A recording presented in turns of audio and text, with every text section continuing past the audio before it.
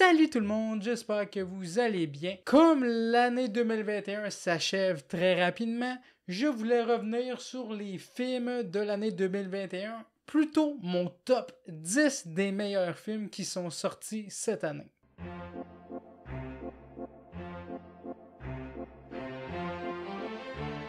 Donc, dans cette vidéo, il n'y aura aucun spoiler, je le dis tout de suite sur tous les films duquel je vais parler. C'est subjectif, hein? J'ai pas vu tous les films non plus. J'ai pas vu Last Night in Soho qui serait probablement dans mon top. J'ai pas eu le temps de voir, je suis un grand fan d'Edgar Wright, le réalisateur. J'ai pas vu aussi le dernier duel de Ridley Scott. Donc, vous comprenez le principe, j'ai pas eu le temps de voir tous les films. Donc, on commence avec la 10e position, le film Free Guy ou L'homme libre en français. Donc, Free Guy, c'est un film avec Ryan Reynolds qui est sorti sur Disney+. Je sais pas si c'est sorti simultanément. J'ai beaucoup aimé le film, peut-être parce que je m'attendais vraiment pas à grand-chose, mais j'ai aimé le concept du jeu vidéo qu'un PNJ réalise qui est dans un jeu et tout ça, qui interagissent avec des personnages qui jouent dans le jeu, des vraies personnes plutôt que je voulais dire. Donc vraiment, j'ai vraiment apprécié le jeu de Ryan Reynolds. Un beau concept qui est bien utilisé, une belle mise en scène quand même, beaucoup d'humour, beaucoup d'action, un très bon divertissement. Donc c'est pour ça, il mérite sa place en 10e position des meilleurs films de 2021. En 9e position, A Quiet Place 2 ou Sans un bruit 2. Ce film-là, je l'ai mis surtout parce que j'aime le concept, les acteurs sont très bons. Emily Blunt est toujours très bonne dans son rôle. En plus, il y a eu Cillian Murphy dans ce film-là. Ça faisait très plaisir. C'est un très bon acteur. Donc vraiment, ce film-là, je l'ai beaucoup aimé. Mais face au premier film, il est un peu décevant quand même. Il y a beaucoup de facilité scénaristique. Mais il y a des très bonnes scènes, notamment la scène du quai avec le personnage de Cillian Murphy avec la fille du personnage d'Emily Blunt. Donc vraiment, il y a des très belles scènes, une très belle mise en scène de John Krasinski encore. C'est plus du côté du scénario que ça pêche un peu. Puis c'est des décisions pas toujours intelligentes prises par les personnages, malheureusement. En 8e position, le film Wrath of Man, je sais pas si je le prononce bien, La colère d'un homme ou La furie d'un homme au Québec. Donc moi, je suis très fan du style de Guy Ritchie, le réalisateur du film qui a fait Snatch, qui a fait Aladdin, qui a fait Le Roi Arthur. Bon, c'est très en dessous de ce film-là, mais Snatch, j'ai vraiment adoré. C'est vraiment un excellent film. Et j'aime beaucoup l'acteur Jason Statham. Donc, ça faisait vraiment plaisir de voir une nouvelle collaboration entre Guy Ritchie et Jason Statham. J'ai vraiment beaucoup aimé l'intrigue. J'ai vraiment aimé beaucoup les personnages. Josh Hartnett à contre-emploi, très surprenant aussi. J'ai vraiment beaucoup aimé le fait que ce soit pas linéaire, le style que c'est fait. Des longs plans séquences, des bonnes scènes d'action, pas trop exagéré avec Jason Statham quand même. Il n'y a pas trop de combats corps à corps. C'est plus du gunfight.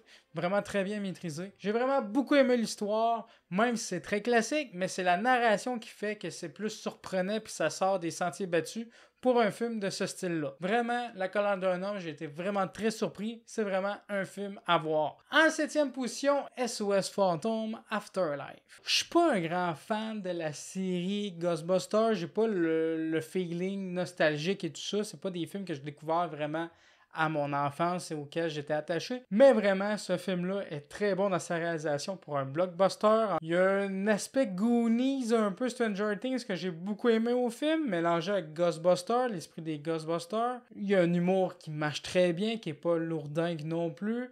J'ai vraiment adoré les personnages principaux. La petite fille, je l'ai vraiment adoré. Le personnage de Paul Rudd aussi.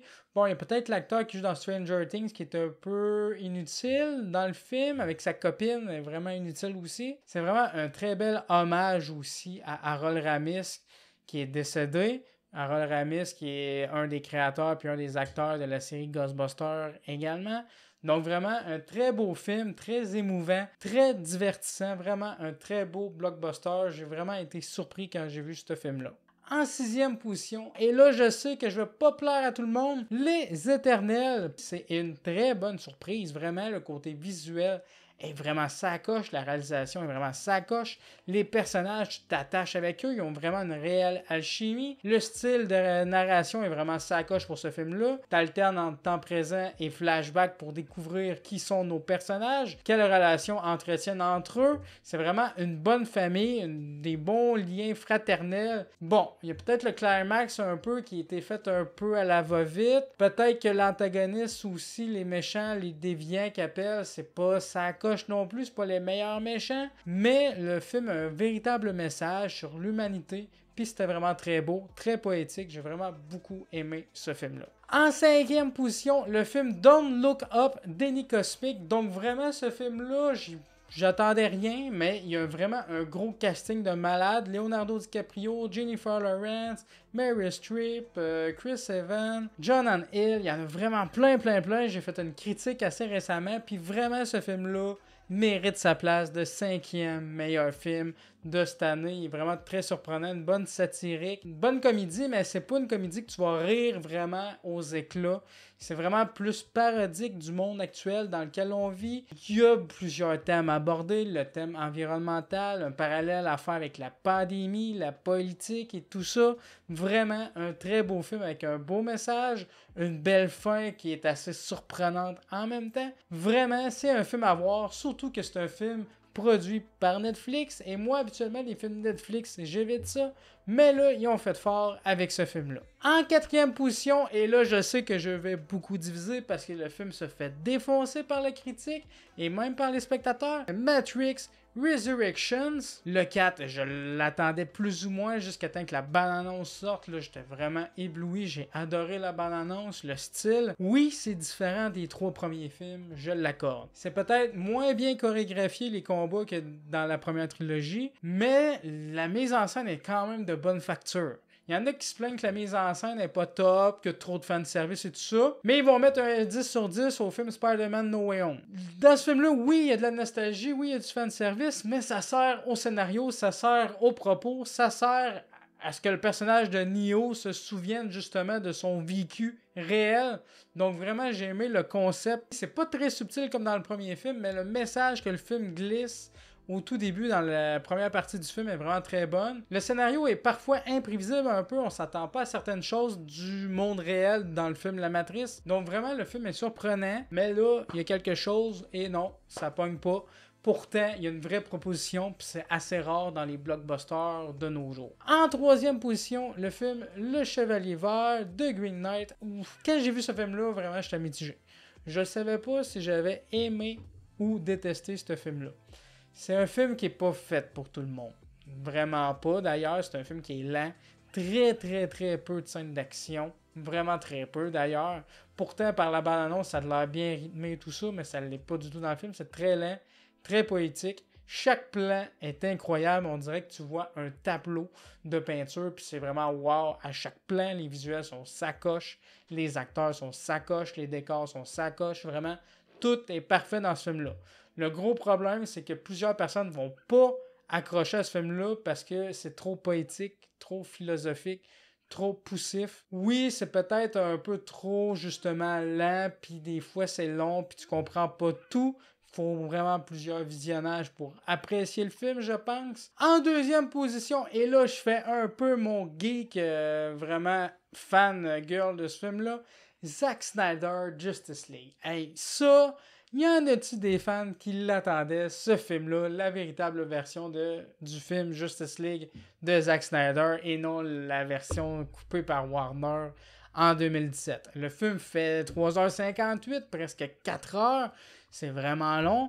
Mais moi, pour vrai, quand j'ai écouté ce film-là, quand je l'ai vu, le 4h m'a paru comme un 2h30. Vraiment, j'ai vraiment été très bon. C'est vraiment un film complètement différent du film sorti en 2017.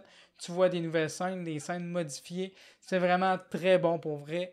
Un des meilleurs films de super-héros, sérieusement, vraiment. Mais vraiment, Justice League Snyder Cut, c'est vraiment le film à voir du côté des super-héros. En première position, et bien sûr, rien de surprenant. Il y en a beaucoup qui ont adoré ce film-là et je suis sûr que je suis pas le seul à le mettre en numéro 1 comme meilleur film de l'année. Le film Dune, réalisé par Denis Villeneuve. Donc vraiment, j'ai adoré ce film-là du début à la fin.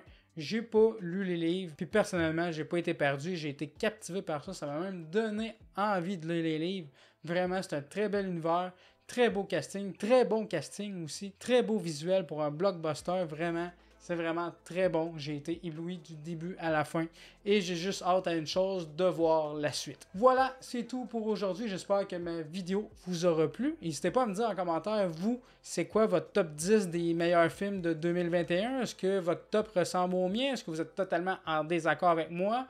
Ou vous êtes en accord avec moi? N'hésitez pas à me dire ça en commentaire. Je vais lire tous vos commentaires. Si vous avez aimé la vidéo, n'hésitez pas à laisser un petit pouce bleu. Ça fait toujours plaisir. À partager la vidéo et surtout à vous abonner pour voir les prochaines vidéos. Sur ce, on se dit à la prochaine. Continuez de regarder des films et des séries. Ciao!